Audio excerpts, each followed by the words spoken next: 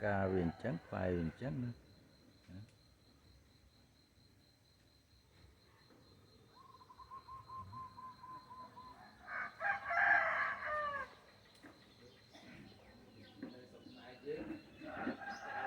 Rất là ca rất là phai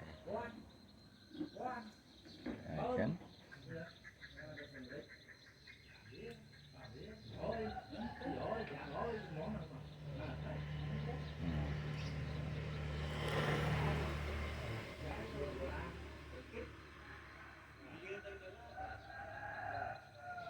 Cả rất đơn giản.